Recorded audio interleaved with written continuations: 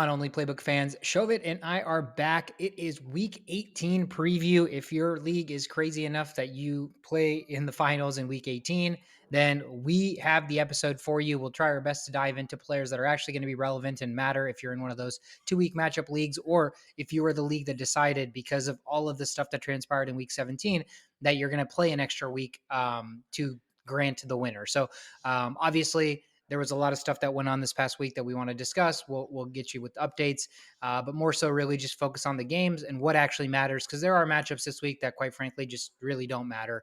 Again, I'm Sweetheart Shovit. How are you doing, man? It's the last regular season episode of 2023. Or I guess That no, we have the recap. we've This is got the the last, recap. this is the last week, basically. This is the Yeah, last week of the regular season. I know it's wild. Lots of news or like good news coming back. I'm so glad to hear about Damar Hamlin, the fact that he's breathing on his own, and well, actually, yeah, the breathing tube is removed now. So Mhm. I'm glad to hear that he's doing really well. And this is going to be an interesting week. A lot of teams are probably going to rest, but there's a lot of teams out there that have playoff implications as well. So it's going to be important to keep up to date with that. Which teams are going to start their starters and which team are not. Yeah, I mean, the reality of the situation is you can't bitch and moan about the fact that, oh, like, why do we have to play playoffs in week 18? Like, if you're in a league that's already playing, it is what it is. You're not going to be changing the fact now. All you can do is figure out how to put the best lineup on the field.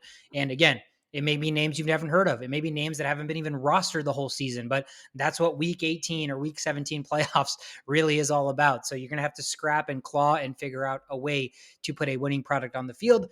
We will talk all about it. Shove it. Without further ado, let's kick it off with water cooler talk. You mentioned it just now, and I want to hit it again. Damar Hamlin situation update. Great news as of this morning. The breathing tube has been removed from Damar Hamlin, so he's officially breathing on his own. He FaceTimed and spoke with all of his teammates on the Buffalo Bills. Ended up, he said, "I love you guys," all this stuff. So he's speaking, breathing, all of it on his own, which is, best case news, best case scenario for us. Again, Shishot had talked about, what kind of lifestyle could he possibly, lead if the situation is as bad as, not, being resuscitated or given CPR for 9 to 12 minutes, right? That's a really long time in the medical world. So that was the fear, is how much of him was still going to remain intact. But it sounds like, again, things are trending in the right direction. Let's just continue to get positive news. Let's hope this guy is, in the best case scenario of best case scenarios, maybe this guy is hungry to get back on the field, with all this crap that's transpired for him, and unfortunate. But I'm super happy to hear it. We're all football fans. The world as a whole is super excited and happy to hear and relieved to hear that Damar Hamlin is officially trending in the right direction. Some other really unrelated but also kind of sad news, and I'm monitoring that situation as well. Former Browns running back Peyton Hillis, who we all remember had a great year, was on the Madden cover, and then injuries kind of derailed his career. He is actually in critical condition currently. He was with his kids, and I don't know if it was a swimming pool. I don't know if they were out on the lake. I didn't get the full scoop of the story, but basically he saved his kids from drowning, which then in turn put him in critical condition. So I don't know if they had to, pull him out of the water, etc. But all we know is that he is currently in critical condition. But the hero that he is, he saved his children. So it's a crazy story, man. It's a crazy world we live in. One day things are normal. Next day, you and your kids are swimming and you're having to save them from nearly drowning. So, just life comes at you so quickly. So it's incredibly precious. We're learning that with the whole Damar Hamlin situation, and now with Peyton Hillis. So we're hoping good news from Peyton Hillis and his side as well. So hopefully he can come out, and then everybody can, shower him with love and the fact that he saved his kids, right? So it's just a crazy story. So let's hope he's okay to hear the I guess, the after the fact information. But two things, NFL world, it's, we get lost in this bubble of football, fantasy football, and all this stuff. But these are human beings; they have real lives, and sometimes things like this occur. So we'll continue to try to stay up to date on that situation as well. That's all I have for Water Cooler Talk. Shovit. Let's kick it into the action. 2 games on Saturday. Let's start it off with the rundown. First game on the board on Saturday, the Kansas City Chiefs are traveling to Vegas to take on the Raiders here. Chiefs are favored by 9 points, over under 52.5. The Chiefs have a lot to play for. They win and Buffalo loss, or if they win, they officially clinch the number one seed. If they don't win, a Buffalo loss, and they officially clinch the number one seed. So Chiefs are trying to clinch that first round bye, have every playoff game go through Kansas City in Arrowhead. So they have a lot to play for here. So they're not resting any of their players. That's great news. Patty Mahomes, Kelsey, Jerick McKinnon, Pacheco, those guys are all going to be full sends if they're in your lineup and if you're playing a week 18 matchup.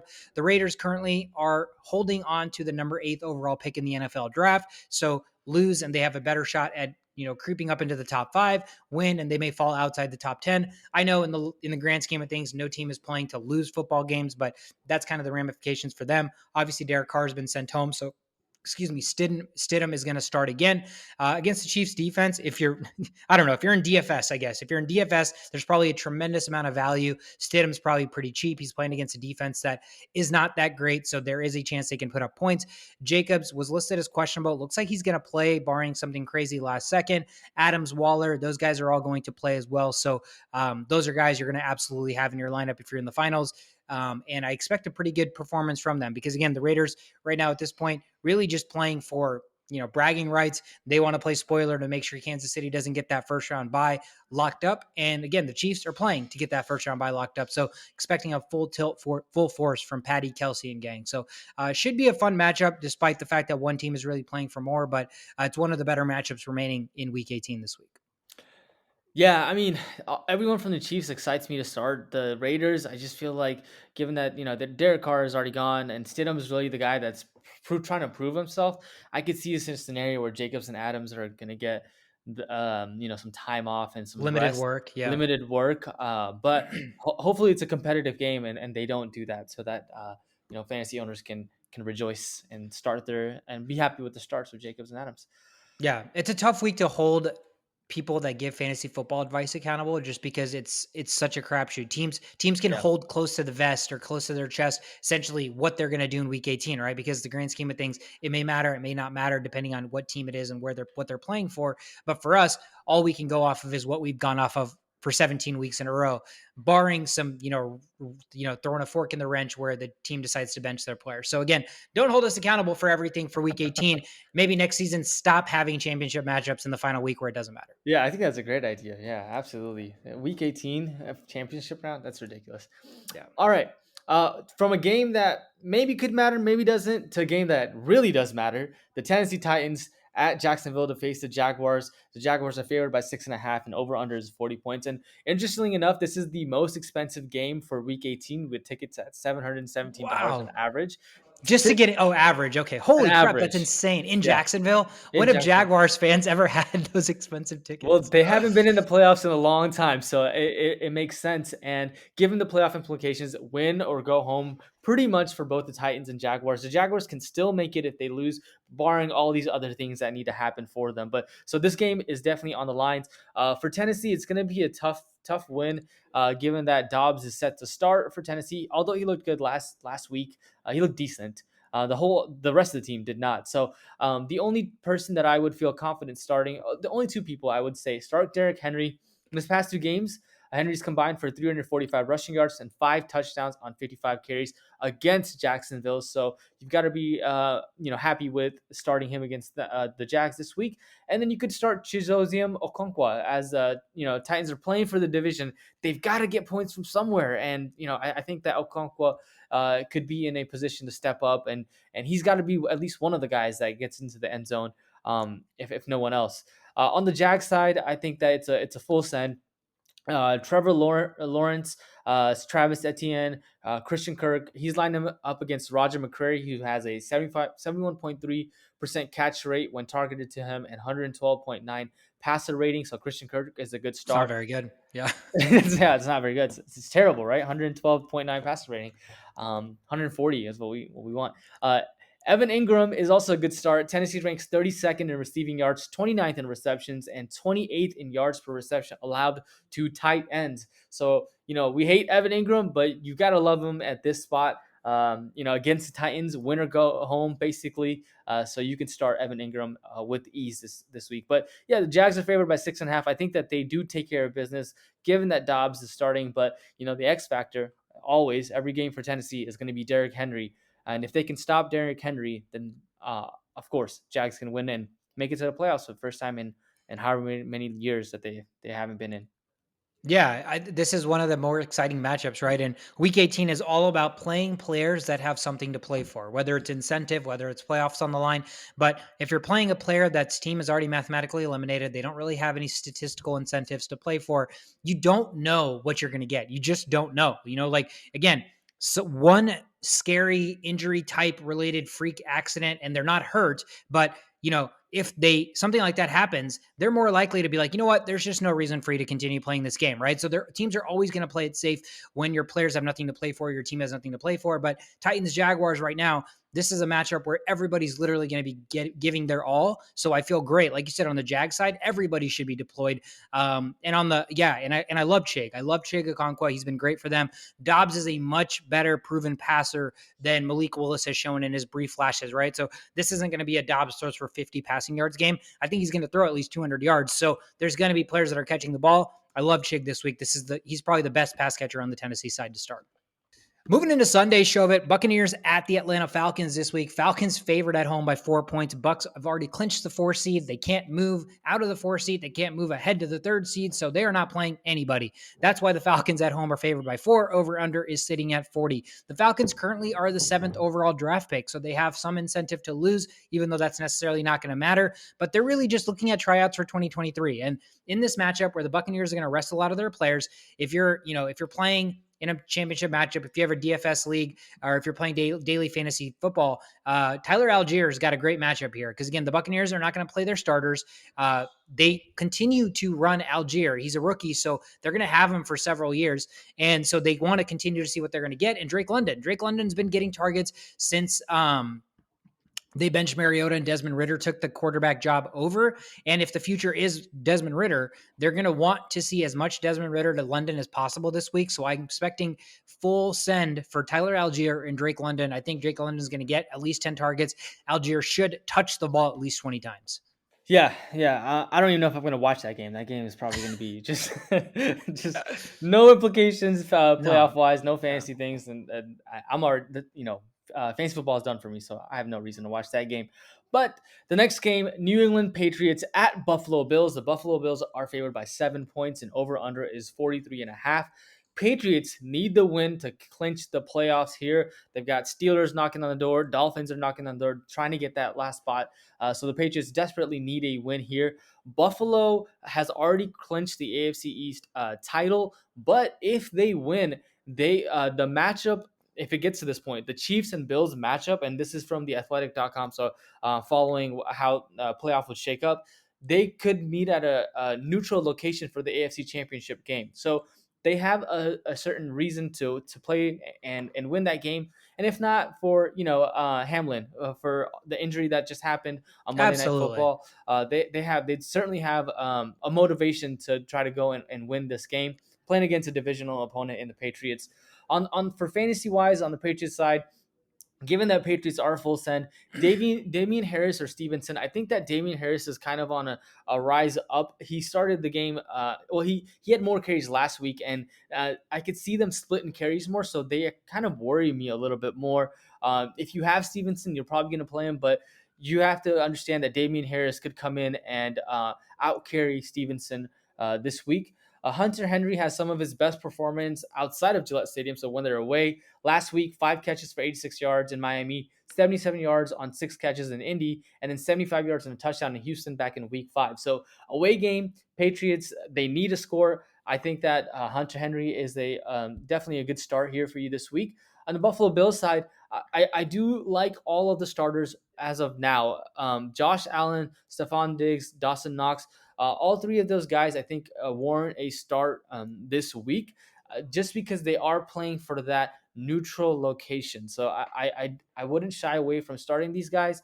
If anything comes out, and I think you have to monitor the Chiefs game as well. If the Chiefs lose, then I think that could kind of then they get that number 1 spot or whatever. But I think that right now it's a full send for the Buffalo Bills. Should be an interesting week. Playoff implications for the Patriots, so it'll be a good game to watch. But that's all I've got. I think the Bills win, but Patriots keep it competitive. Yeah, they're in an interesting situation. Like you said, Chiefs play on Saturday, and if the Chiefs win, they clinch the number one seed, right? So Buffalo mathematically cannot get the number one seed with the Chiefs win on Saturday. So what that means is, in probably any other scenario of any other year, if that were the case, then Buffalo would probably automatically rest their starters and players.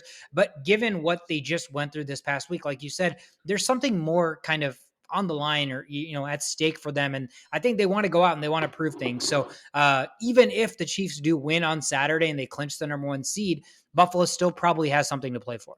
Yeah, and that's the confusing part about this. I think that even if the Chiefs win, that the AFC Championship game will still be in a neutral site. And we'll find out after the standings this week, and because that's basically one of the two things that Roger Goodell talked about Mhm. in that letter that he wrote. Yeah, look out for that, and that will have a key implication on how this game goes. Yeah, definitely. Moving right along to Soldier Field, where the Bears are playing host to the Minnesota Vikings. Vikings come into this game as 8-point favorites over under 43. The Vikings can still clinch the number two seed with a win and a San Francisco loss. San Francisco is playing Arizona, so that loss does not seem like it's probably going to come. So this is an interesting situation for Minnesota.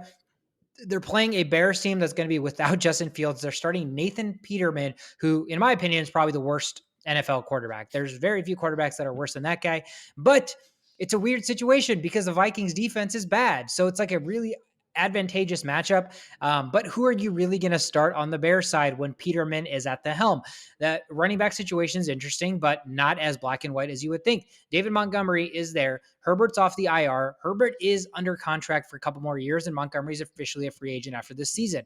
What does that mean? Does that mean that they want to run Montgomery to the ground before they let him go? Or does that mean that this is the last game of the season? They want to see what they have in Khalil Herbert heading into the future. My money's on the latter. My money's on the fact that there's nothing to gain for them to play David Montgomery a lot. There is more to gain for them to play Herbert and see what he has. Can he be the bell cow? Can he be the lead back next year? So to me, I think that running back situation is a little bit dicey. So if you're, full sending Montgomery, I don't know that that's going to be the best situation for you. I've enjoyed Cole Kmet's season. He's been a nice option when Justin Fields is playing, but when Justin Fields is not playing, there is nobody as a pass catcher on the Bears side that I feel comfortable starting. There's absolutely nobody. Even though it's an amazing matchup against Minnesota, I still would be remiss to start anybody on the Chicago Bears side. On the Vikings side, I mean, it's weird.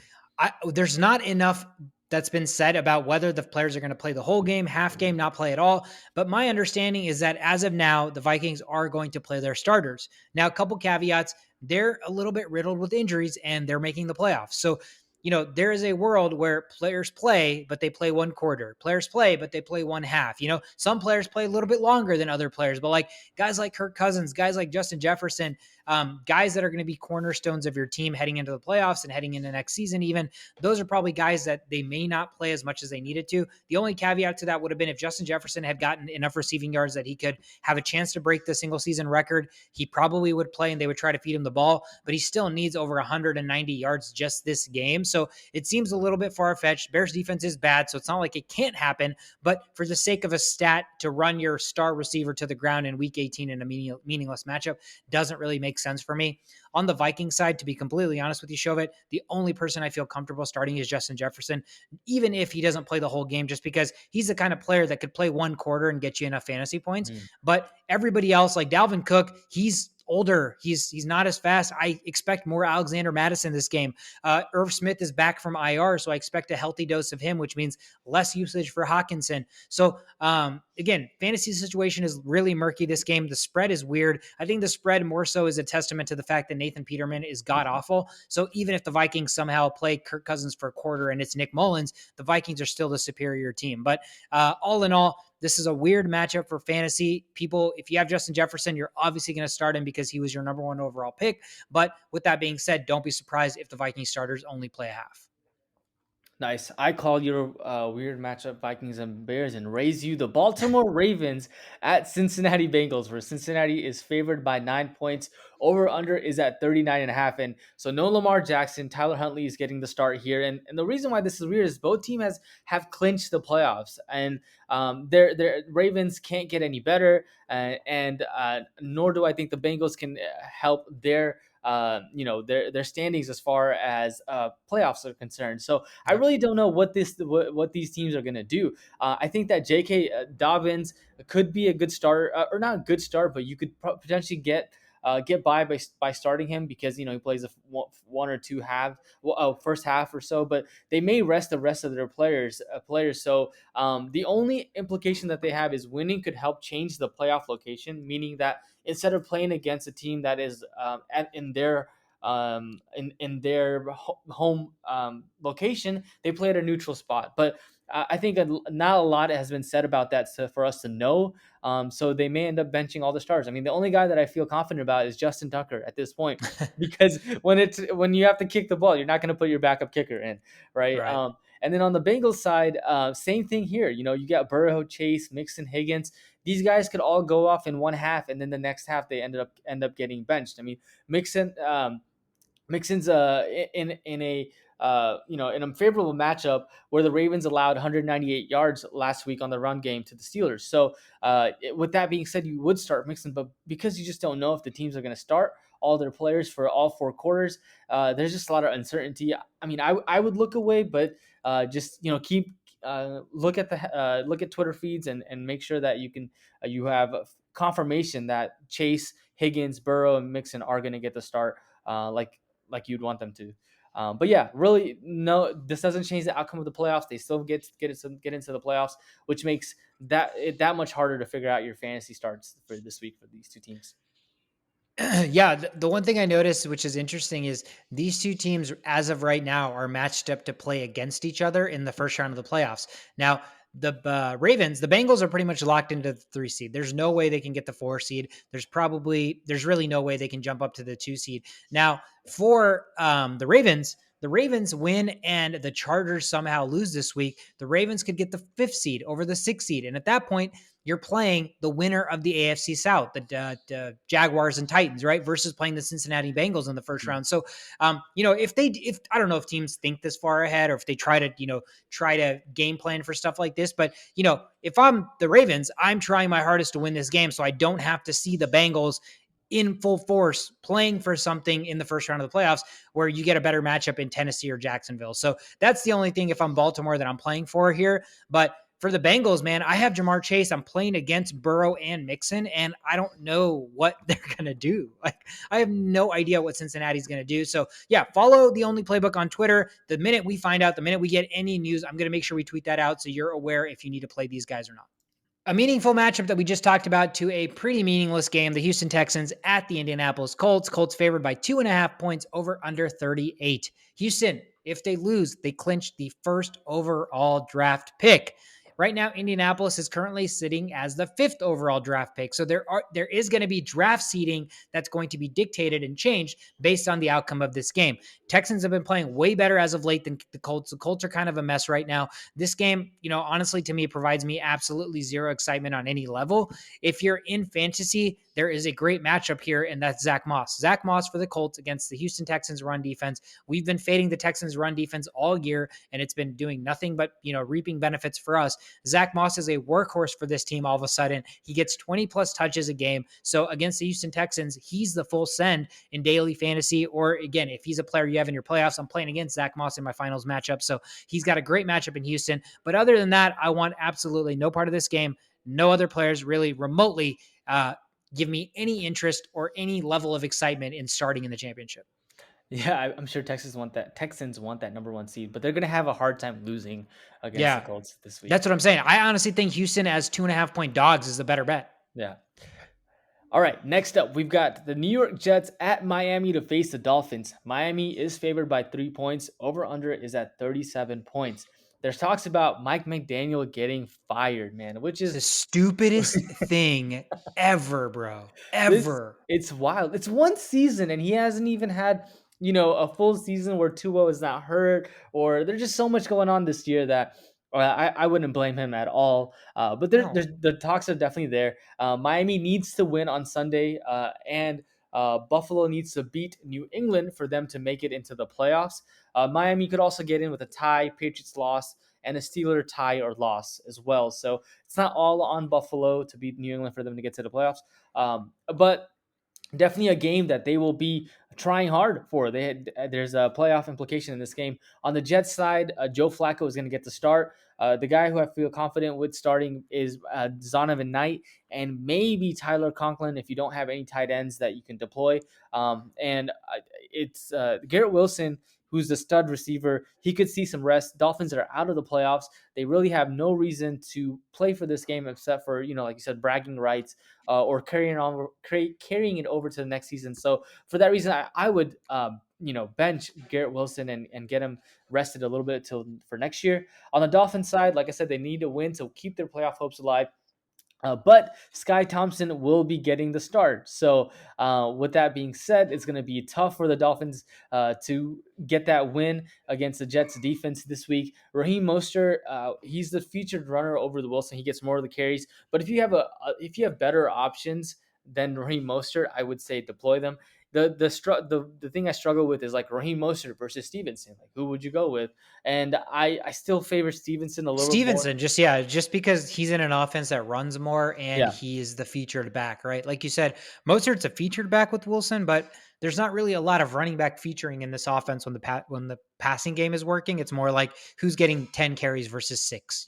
Right, exactly. And there's other, guys on this team that will get fantasy points that they can utilize, like Tyreek Hill, Jalen Waddle. Those are the guys that they need to be utilizing to win this game. So I could see the Dolphins passing a lot more against the Jets than for Raheem Mostert to be successful this week. So yeah, it's going to be an important game. The -3 is interesting because I don't think the Dolphins actually end up winning this game. I think the Jets with Joe Flacco should win this game. And I also think that this could be Joe Flacco's last game. I have I don't see any reason That's why a good Joe point. Flacco would want to be in, he's basically the third string at this point. So what is he doing in the NFL at this point? I don't even know. So, but yeah, I think the Jets end up winning this game. I like the +3 over the Dolphins this week. Yeah, I absolutely would hammer the Jets +3. That defense, and let's just get one thing straight. What is with the Dolphins and trying so hard to fire coaches that are as successful as they possibly can be given the situation, right? Like the whole Brian Flores situation last year, and now they're thinking about firing Mike McDaniel. Like what part of it takes time for a coach to build a culture, build a team, figure out the right players that he decided to draft. Like what part of that taking more than 1 year do they not understand? So I understand the whole Tua situation, all Yeah. the health, everything that's gone on, but to put that squarely on the shoulder of Mike McDaniel seems stupid to me. One of the things last year that Brian Flores didn't do was start tanking.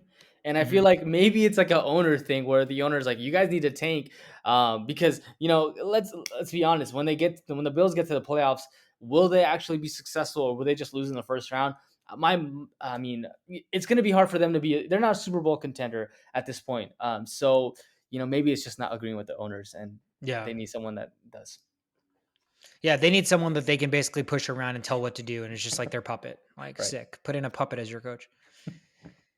Another game in the NFC South that has absolutely no implications. The Panthers and the Saints are playing in New Orleans. Saints are favored by 3.5 points over under 42. Carolina currently is the 9th spot in the draft pick. The Saints are sitting in the 10th spot, but the Saints don't have a first round pick. That pick goes to Philly. So they don't really have any incentive to lose. They're not going to get a better draft pick. In theory, they have more to play for.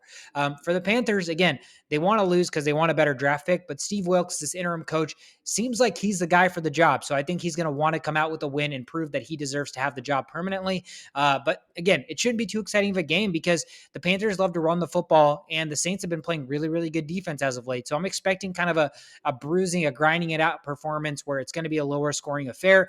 On the Panthers side, I mean, because they love to run the football, Foreman by nature is just going to touch the ball enough.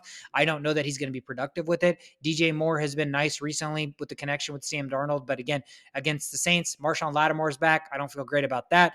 On the Saints side, I mean, it's just a bunch of players that I feel like are, Kamara, I think he's just kind of ready to move on. So I don't really know what you're going to get from him. Olave is the real deal, but I think because he's the real deal, they don't have enough to play for him this week. So he's not going to be full send like he's been in other weeks. Rashid Shaheed might be, though. Rashid Shaheed against this Panthers secondary that's been 30th against the pass in the past 2 weeks. He is a deep threat, and they can't stop the deep ball. Just ask Mike Evans last week. So if there's a guy that's going to get one deep touchdown, it's probably Rashid Shaheed. And the guy that you probably could start and be okay with, Taysom Hill. Taysom Hill, I don't know what his value is. That's probably why the team's just going to be like, you know what? We can just throw you out there, Taysom, because you can do a little bit of everything. So if there's one constant for the Saints in this game, I think it's Taysom Hill. But again, a matchup that really not a lot to play for. Draft seeding is going to be involved for the Panthers. They want to prove they can win. They want to prove that Steve Wilkes is the guy. So I think for that reason, this is going to be a hard-fought battle, but it's just not going to have really much to play for in the end. Yeah, I was looking at some Taysom Hill stats the other day, and I didn't realize he was 32 years old. He's an old man. He's old, man. He's getting up there. He's been in the league for a while. Yeah. Yes. All right. Next up, we've got the Cleveland Browns at Pittsburgh facing the Steelers. Pittsburgh is favored by 2.5 points. Over under is at 40 points, and playoff implications are on the line for Steelers. They need to beat the Browns. The Patriots, the Bills need to beat the Patriots, and the Dolphins need to lose to the Jets. And I think that's also one of the reasons why I'm big on the Jets this week, so the Steelers can get into the playoffs. Yeah. So it's full send on the Steelers side. Najee Harris, you're going to start him. George Pickens is, a guy that can get you a touchdown late in the game, as we saw last couple of games, and so he gets a start. Freiermuth, he's one of those guys that gets the volume from Pickett. So he definitely gets a start on the tight end position. And Deontay Johnson, man, if there's ever a week to get a touchdown, it is this week. This has got to be the week. So for that reason, I would like to roll the dice on Deontay Johnson. I don't think you can bet on the touchdown, but you can bet on the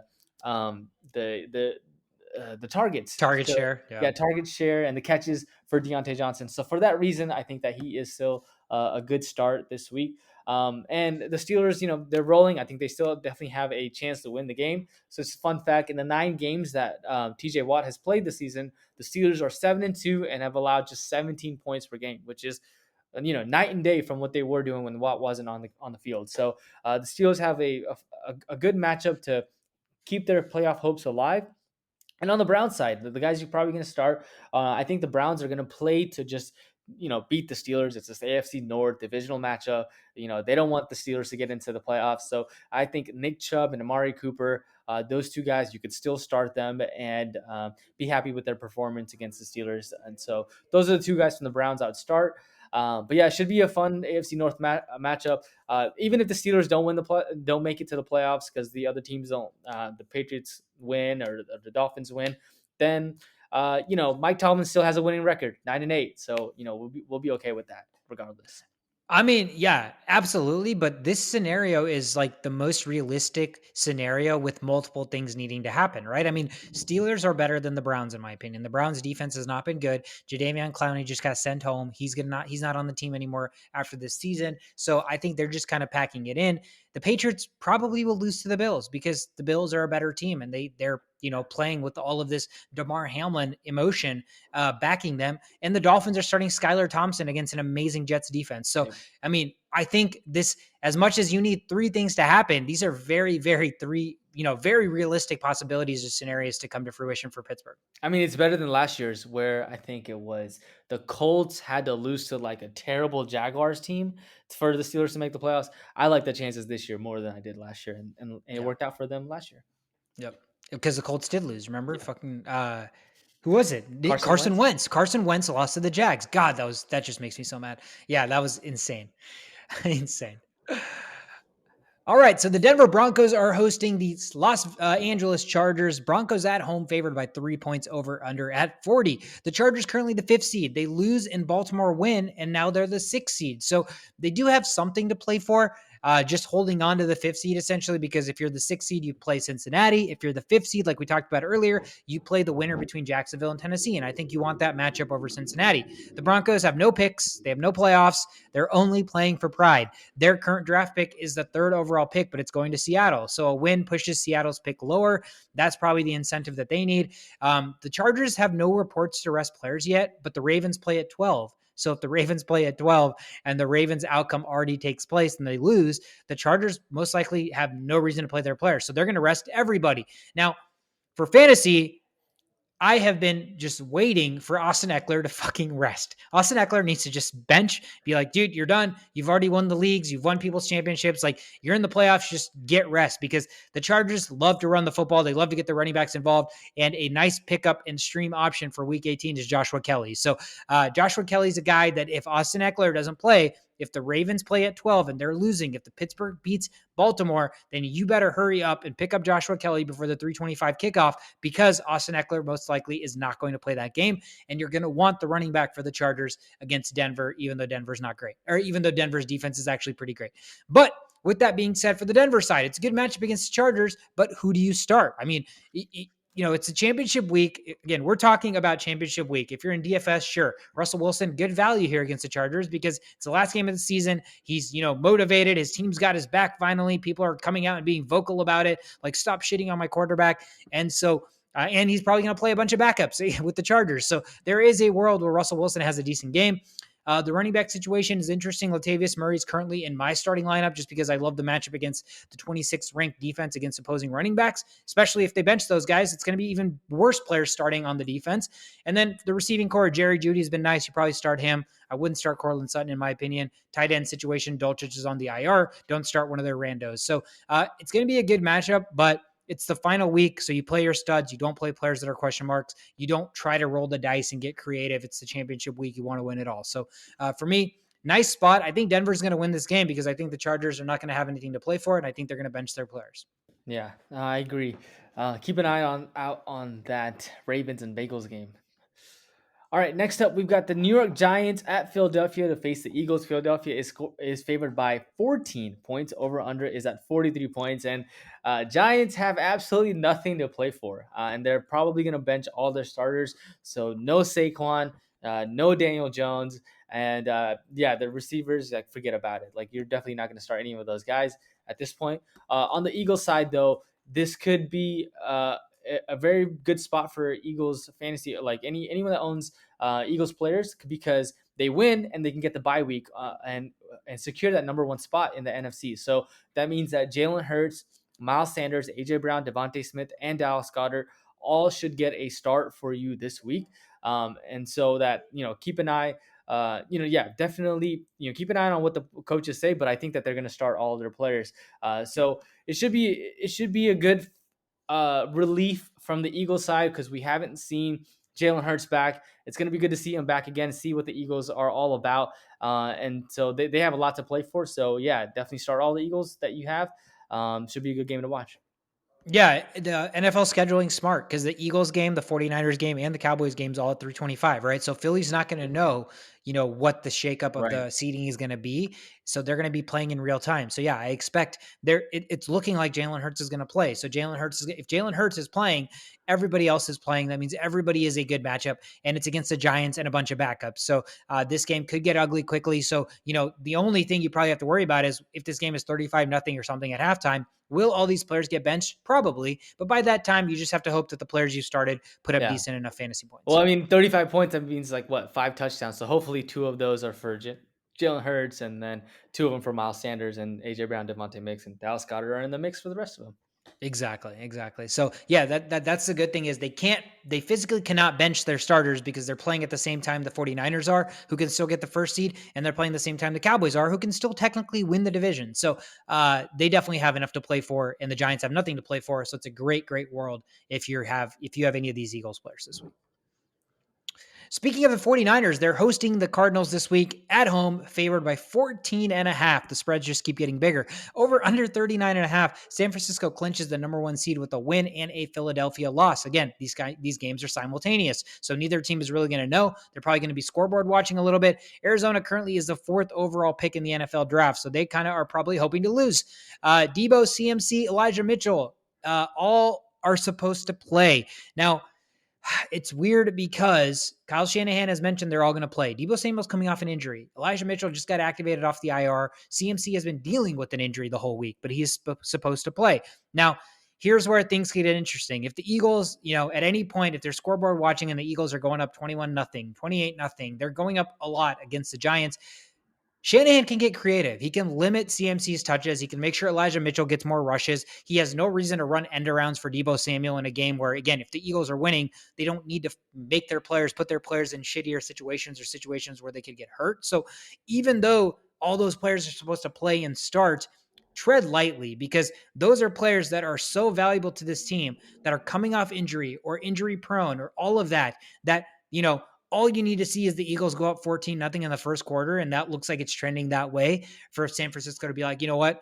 Let's not have Debo play as many snaps. Let's not have CMC play as many snaps. So the guy that I personally like is Elijah Mitchell. I think just because of the rust, because he's coming off injury, they're going to want to get him work. And if CMC is not going to play, or if he gets limited, then Elijah Mitchell by default is going to be the running back there. There's a world where they both rest once they decide to bench their players, and you're looking at like Jordan Mason. But at that point, you're really not digging that far into the well in championship week. So if you're starting anybody in this game, as crazy as this sounds, I probably feel better starting Elijah Mitchell over Christian McCaffrey, just because McCaffrey has more probability to play less because of his injury history and because of how important he is to the team. On the Cardinals side, James Conner is out. So James Conner, the workhorse, is out. DeAndre Hopkins is out. David Blau is getting the start again. So you're looking at David Blau with the running backfield of Corey Clement and Keontae Ingram, and a receiving core of Hollywood Brown, Greg Dortch, and company. So don't start any of those players, honestly. Like, just don't do it. It's against San Francisco. Yeah, their defense gave up a decent amount of points to the Raiders last week, but take that with a grain of salt. Right now, Arizona has nothing to play for. They're kind of a wreck. They probably are way more incentivized to get a higher draft pick so they can build around Kyler Murray. So again, I don't feel great starting anybody on the Arizona side. I could see Greg Dortch have 10 catches this game. It would not surprise me, but I just don't think you're running the risk of starting backups to backups in championship week. Yeah. You mentioned all these injuries, and like as a viewer, I can't, like, it's not that I can't wait, but I feel like that first tackle that we watch on a football game, because we haven't seen a tackle since the Hamlin injury, is going to Yeah. bring everything back into normalcy. Yeah. Like back to normal basically. And Yeah. I'm looking forward to seeing that, just so we can kind of get past all of that. But yeah, I mean, I think you're right. CMC ankle injury, that's definitely concerning. So he could definitely get the rest for the rest of the game after like the first quarter or so. Yep. All right, next up, we've got the LA Rams at Seattle to face the Seahawks. Seahawks are favored by 6 points. The over-under is at 41.5. And as of this point, if the playoffs were to start, Seattle would have the final spot in the NFC wild card. But we have an extra week of the NFL. So they definitely need to win to secure their spot in the NFC. There's a lot of implications. Even if they win, that they could be kicked out, given the Lions and Packers game that we'll go over. But as far as the fantasy implications in this game, the only person that I like from the Rams is Cam Akers. He's a guy in the last 2-3 weeks has been a consistent force, being able to get you the fantasy points surprisingly out of nowhere. So you can keep rolling with them, expecting the same results. And on the Seattle side, I think that because this is a full send kind of game, Geno Smith, Kenneth Walker, DK Metcalf are all guys that you can feel confident starting. Tyler Lockett, he's not 100%. I think he's got a hand injury, so you've got to monitor that. If he's good to go, then you start him. If he's not, then look for other options. Maybe even their backup, like Goodwin, I believe, is their backup. So he can get a start instead of Tyler Lockett this week. But I think that the Rams are in a spot to upset the Seahawks. I think the Seahawks have been underwhelming in the last couple of weeks, and Baker. I know it's Baker Mayfield. I know it's Cam Akers, but they certainly have something Baker Mayfield certainly has something to prove, and they're in the same division. So I would love to see an upset by the Rams. It's not favored. Seattle's favored by 6 points, but all in all, it should still be an interesting game to watch, and we'll see if the Seahawks are for real and can keep their playoff hopes alive. Yeah, I think the world as a whole, neutral fans are rooting against the Seahawks because we all want that Sunday night football game to be Oh winning in yeah. for either team. So, yeah, I think the football world is rooting for the Rams to pull off this upset. Battle of the NFC East. The Commanders are hosting the Cowboys. Commanders officially eliminated from playoff contention. Dallas is favored by 7 over under 40. With the Cowboys win, a Philly loss, and a San Francisco loss, the Cowboys win the East and clinch the number 1 seed. That is crazy. If San Francisco ends up winning, but the boys win and Philly loses, the Cowboys get the number 2 seed and they win the East. So there is a lot at stake here for the Cowboys. Washington Commanders out of the playoffs are currently sitting as the 14th overall pick. All of these games, again, that I mentioned, start at 325. So the Cowboys really just have to full send and try to win this football game and hope everything else plays out the way it will. What that means is you're probably just going to start everybody. Dak, Zeke, Pollard's expected to play, CD, Dalton Schultz. Cowboys defense is playing against Sam Howell. Sam Howell is starting this game. Taylor Heineke's is backup and Carson Wentz is inactive. Brian Robinson and Antonio Gibson are out. So Jonathan Williams and Jarrett Patterson are going to be splitting the work. Wide receivers on that side, nah, I'm not going to start anybody with Sam Howell because you don't know what you're going to get. So Dallas, full send. The Cowboys defense, great matchup this week. But for the Commanders, if we knew which running back was going to get the bulk, maybe we feel good about it, but the Cowboys are a good run defense. So there's really nobody on the Washington side, despite Robinson and Gibson being hurt, and McKissick for that matter, that I feel comfortable starting because I don't know if Williams or Patterson's going to get more carries, and I don't want to risk that against the Cowboys' good run defense. So I expect the Cowboys to take care of business here, unless Howell is the next coming of a Hall of Fame quarterback that we just never saw coming. Outside of that, the Cowboys should take care of business here, and I don't expect them to win the East or clinch the first seed because I don't think the other thing's going to play out for them, but they're still going to full send and win this football game. All right, that takes us to Sunday Night Football. Detroit Lions at Packers. That's going to be a fun game to watch. Green Bay is favored by 4.5. Over under is at 49 points. And if Seattle loses the game, whichever team ends up winning this game will get that final 7th spot in the NFC. The only concern is if Seattle loses, I think that Campbell, I think it's gonna be interesting to figure out because that at that point Lions are out, and whether or not the Lions will rest the guys if Seahawks end up winning, that will be interesting to watch. But it's one of those NFC North matchups. So I still like all of the players. For the Lions and the Packers. On the Lions side, Amon-Ra St. Brown, DeAndre Swift, and even DJ Chark, I think is a good start for you. For the Lions, DJ Chark is seeing more and more opportunities as far as targets are concerned. And on the Packers side, I like Christian Watson and Aaron Jones to start for your fantasy team this week. So Packers, you don't have to be concerned. They're playing for the title, no matter what the outcome on the Seahawks game is. The Lions concerns me a little bit, but the way Dan Campbell is, and I think the way he wants to, go on to the next year. He's not trying to be a guy that gets draft picks. He's trying to be like the next Kansas City Chiefs team. So, or one of these top elite teams. So I think he's definitely going to put his best players out there. So you've got to be okay with starting any of these Lions starters that you've already been starting this year. So should be an exciting Sunday Night Football to watch for sure. Yeah, again, best case scenario, Seattle loses, and this is, to play for the final spot in the playoffs. But I still think, like you said, Dan Campbell, the Lions, they're trying to build something that's not just, game to game, it's year to year, season to season. So I think they're going to want to still go out on top, and they're still going to want to play spoiler to the Packers. Same division rivals. They don't want the Green Bay Packers to win and make the playoffs. So despite no matter what happens in the Seattle game, this game to me is going to be fun. But if Seattle loses, this game is going to be the cherry on top. So exciting way to end the rundown and week 18. There is no Monday Night Football game this week. So that is it for the rundown show of it. Let's end the episode giving out our matchups of the week. My matchup of the week is a no-brainer. Trevor Lawrence is playing against Tennessee this week in a win-and-in situation. Tennessee's pass defense, 29th versus opposing quarterbacks, 32nd versus opposing wide receivers. So that just means passing game works, and it works well against Tennessee. Trevor Lawrence has been coming into his own. He's been a fantasy stud the last several weeks, and he's been a quarterback stud the last several weeks. So I think he's officially entering that top 10 quarterback discussion. And this is a great matchup in a week that you have to win to make the playoffs. So a big prove it week for Trevor Lawrence. Give me him as my matchup of the week. Yeah, that's a great matchup, and I see that you're fading the Tennessee pass defense. I am also fading the Tennessee pass defense. My matchup of the week is going to be Evan Ingram versus Tennessee. I think that, all those reasons that you mentioned 29th versus QBs, 32nd versus opposing receivers, but they're also 29th against opposing tight ends as well. So for that reason, I like Evan Ingram this week to go off and elevate your chances to win your fantasy championship. Yeah, if this game plays out the way we're expecting it to, then the Jaguars shouldn't have any trouble, throwing the ball and scoring points. Now, can Tennessee keep up with just this, running first run game with Derrick Henry? That remains to be seen, but should be a great matchup. I love both of those plays this week as the matchups of the week. That's it, Shovit. That's a quick one for us in week 18. Again, some games don't have a ton of implications to play for. Some games have all of them. So our eyes are going to be glued to the games that are going to be important. If you're in a week 18 fantasy championship matchup, best of luck. Hopefully you win. I am in one of those, so I am hoping that I get the job done and take home that trophy.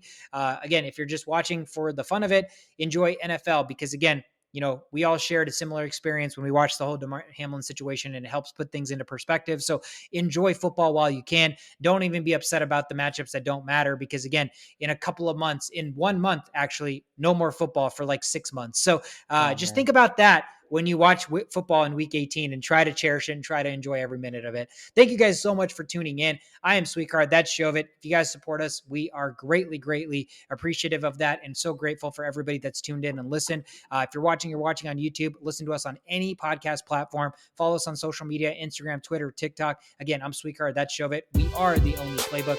Thank you guys so much for tuning in. Have a fantastic weekend.